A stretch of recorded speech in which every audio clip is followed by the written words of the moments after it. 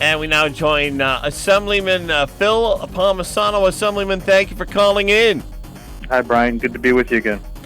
Well, the Assemblyman wanted to say something to someone this morning, someone local.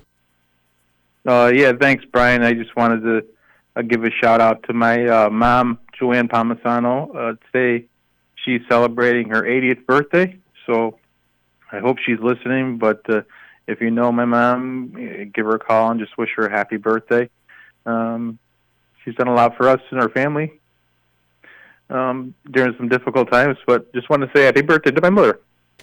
Joanne Palmesano, happy birthday.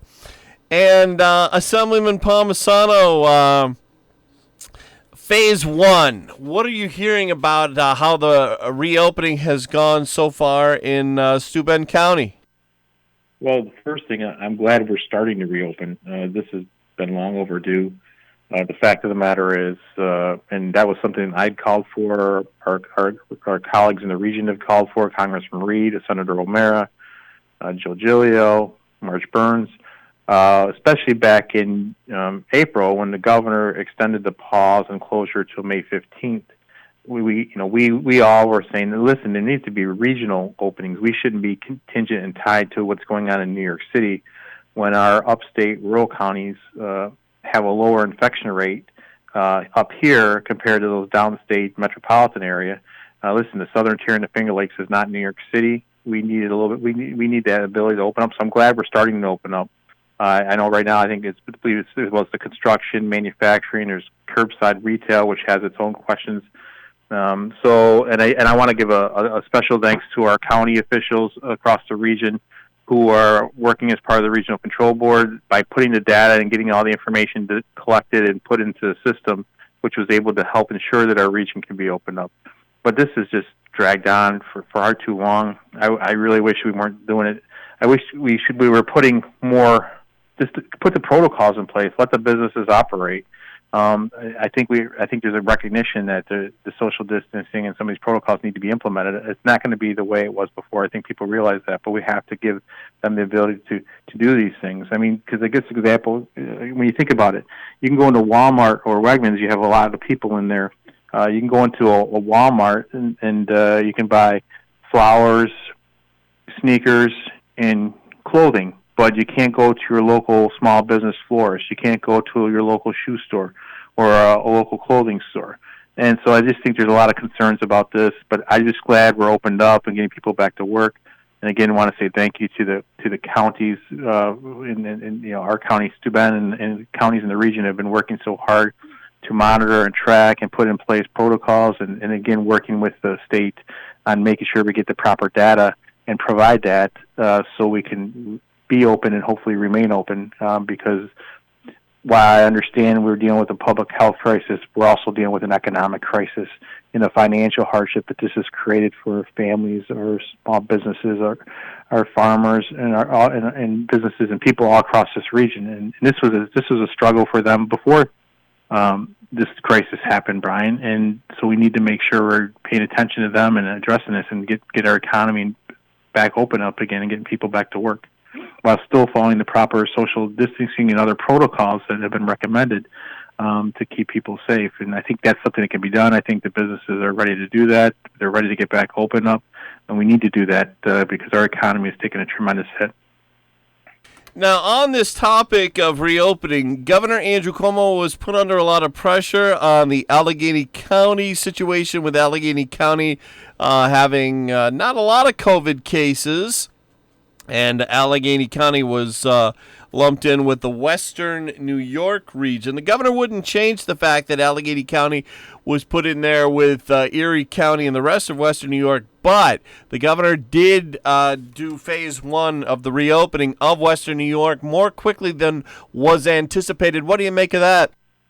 Well, I would hope is the amount of pressure that was brought to bear by representatives like Senator Borrello, Assemblyman Giglio, Assemblyman Goodell out west, of course, Congressman Tom Reed, who went around the state in the different regions talking about this. I've even talked about this. It really made no sense for those counties of Chautauqua, Cattaraugus, and Allegheny not to be opened up. Chautauqua County borders Ohio and Pennsylvania, which is opened up.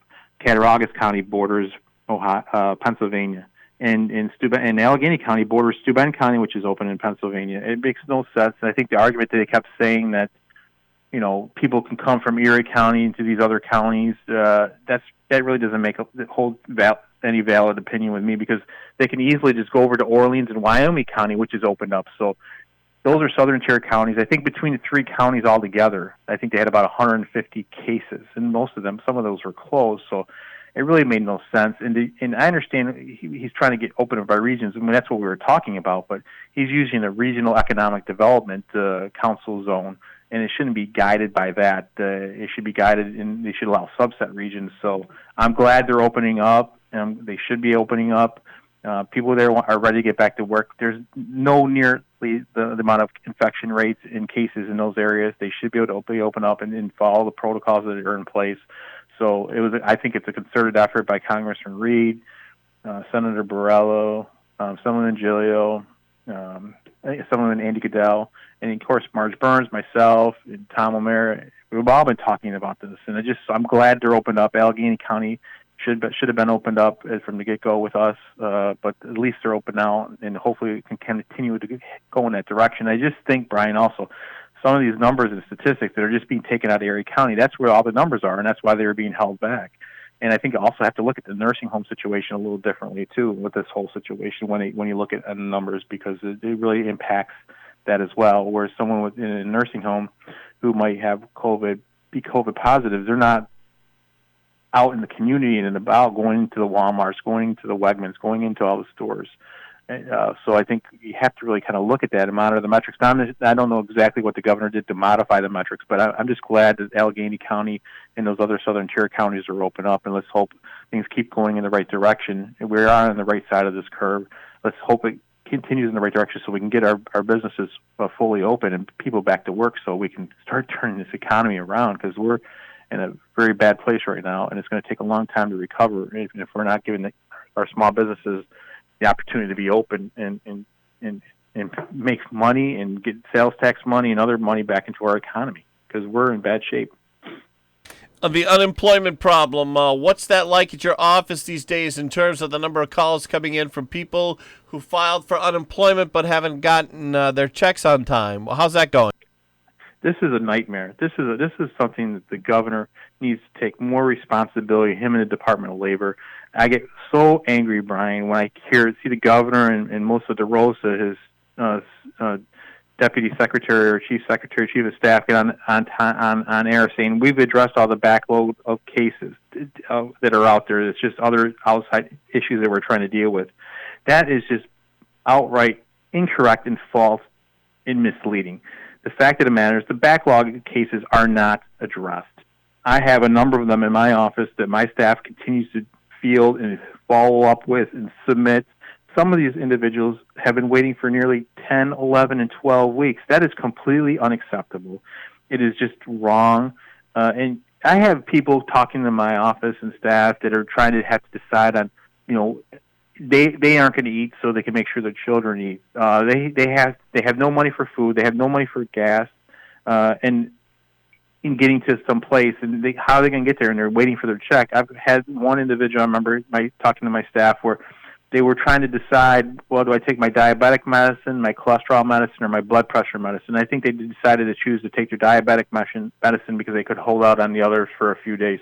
This is wrong. This is ridiculous. And I just get so frustrated, especially when the governor gets on TV and says, listen, don't worry, you're going to get your money. It's going to come. It's going to be backdated to the time when you filed or when you were unemployed. Well, that sounds great, Governor, but that does nothing to help the individual who's been waiting 7, 8, 9, 10 weeks for a check. How about we hold the governor's check and the Department of Labor commissioner's check until they get this problem resolved, and then we can follow his advice. But don't worry, Governor, don't worry, Labor Commission. You'll get your paycheck, and it'll be backdated to the time it was covered. But until you resolve this problem correctly and in its entirety, you're not going to get paid. The governor doesn't pay the legislature if we don't get the budget passed on time because he says we don't do a job. Well, the governor said, hold me accountable. Well, the Department of Labor works for him. Well, at least get this done, get this solved, admit your responsibility in this, and get this done. And don't get me wrong, Brian and to listeners, I understand we're in an unprecedented situation. I understand that a number of claims have been paid out, billions of dollars. I get that, and I know they're trying to do their best. But the fact of the matter is, anyone who's waiting 8, 9, 10 weeks, even 2, 3, 4 weeks is unacceptable. But we will continue to push. I know myself, Assemblyman Burns, Assemblyman Giglio, Senator O'Mara, our staffs are spending 99.9% of their time trying to help people with unemployment cases. If anyone out there is having a hard time or have difficult, please contact us. We are resolving cases. It's just there are more and more coming in. You see more and more layoffs happening. So even as we resolve them, more get put into the queue. So we are resolving cases. We are helping people. But this backlog is unacceptable, and the administration needs to step up and fix it soon. And for them to get on air when they have free time with the media every day and saying the problem's solved is just wrong. And it just angers me, angers all my colleagues around the state on both sides of the aisle, because everyone's having a problem with this issue. Everyone has individuals and families who aren't getting their checks, the checks they need to survive. So fix the problem, Governor, and stop saying it's fixed, because it's not. All you have to do is come look at our offices. We have the cases. I'm passing them on to you guys. Nothing's happening. So to say I'm upset is an understatement to say, there's a lot of anger amongst my colleagues about the way this administration has handled this unemployment fiasco.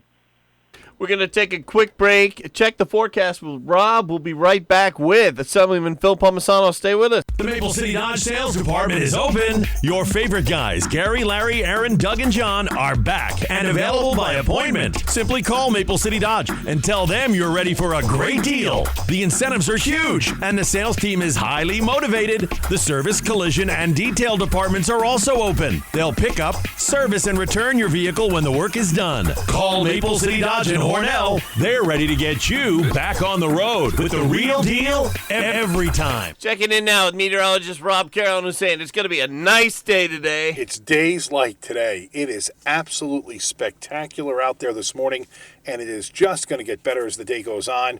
Satellite photos showing nice weather stretching all the way from the Hudson River Valley back across the Finger Lakes, on up across northern Michigan, and into the Arrowhead of Minnesota. That's where the high is aligned. It's not only going to keep us nice today, but pretty quiet tonight and into tomorrow morning. Now, there's a lot of cloudiness to the south. It's the same weather system that caused the flooding in Michigan, that caused those 2 dams to burst. That system kind of lifts towards us, clips us tomorrow and on into the early part of Saturday with some cloudiness and rain. Certainly not going to be as strong as it was when it went through the central part of the country. So watch out for a little bit of precipitation as we head into the holiday weekend. Then we'll dry things out as we head through Sunday and into Monday. Today, abundant sunshine, comfortable 75. Sun came up this morning at 5:42. It sets tonight at 8:32. We're partly cloudy tonight, 50 to 55. Tomorrow, early sun, the clouds will increase. There'll be some late day showers, 70 to 75. Showers and maybe a thunderstorm tomorrow evening. Brian, lows 55 to 60. Few leftover showers Saturday, highs near 75. And then improving weather for Sunday and into Monday.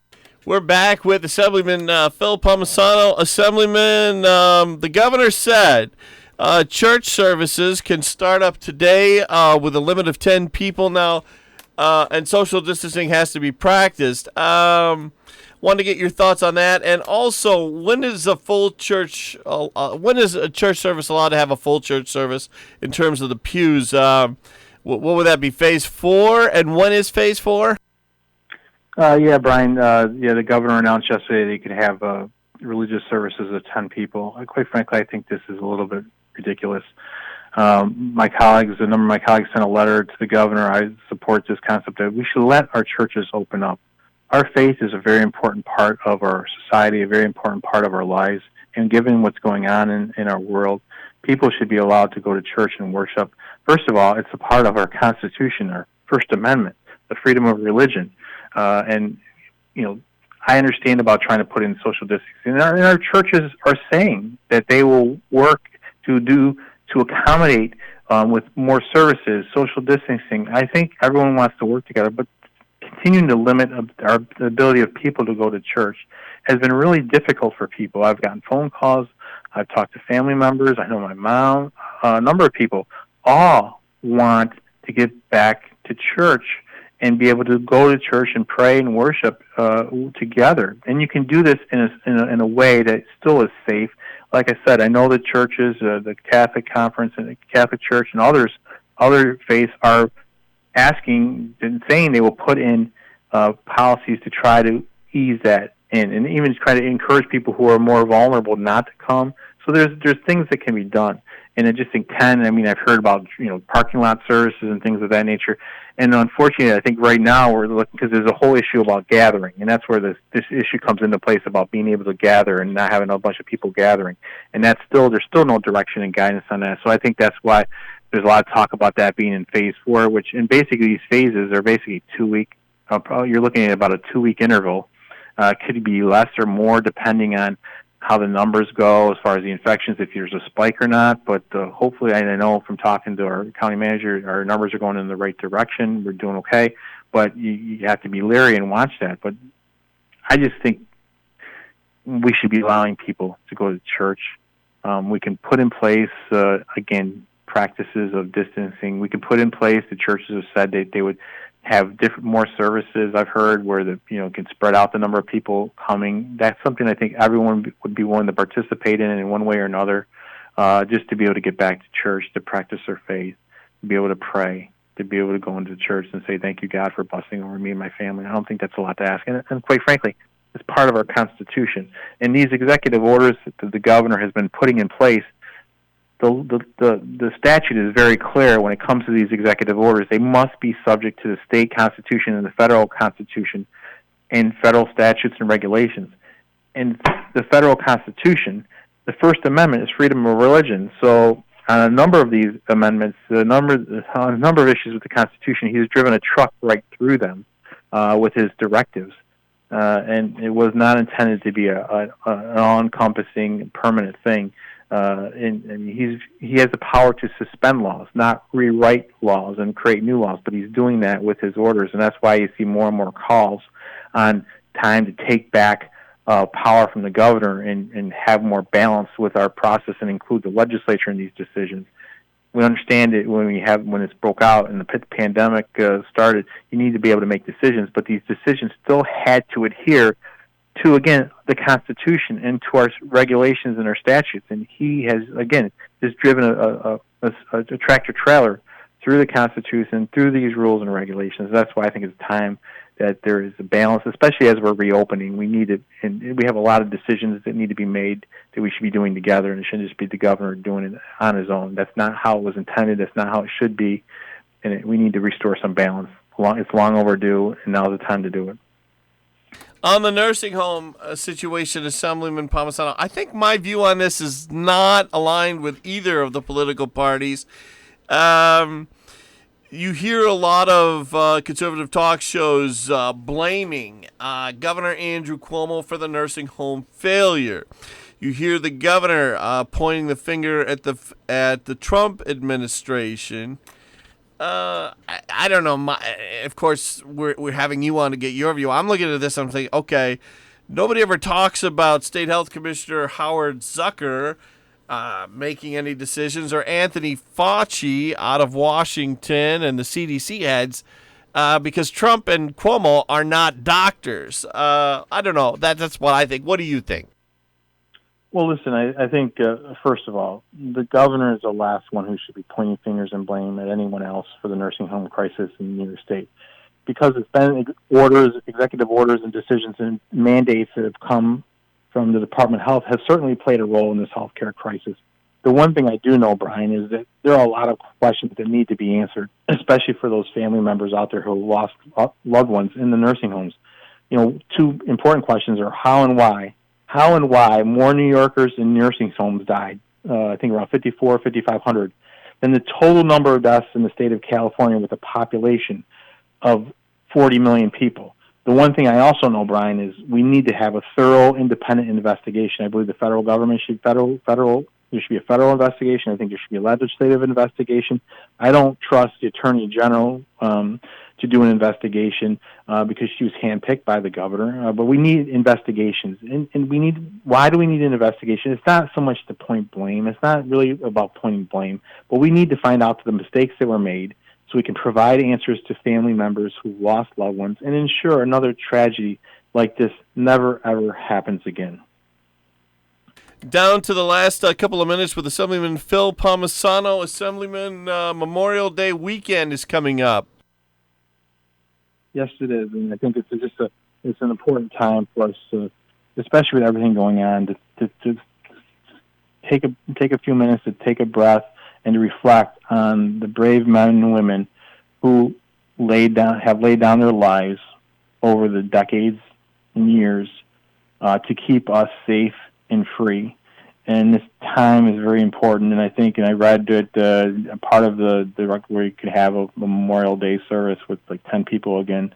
But I know even in Hornell, they're doing a Memorial Day parade to honor our veterans and those we've lost. I think it's an important tribute. Certainly there's safety protocols in place that the city's putting in place and asking the public to adhere to.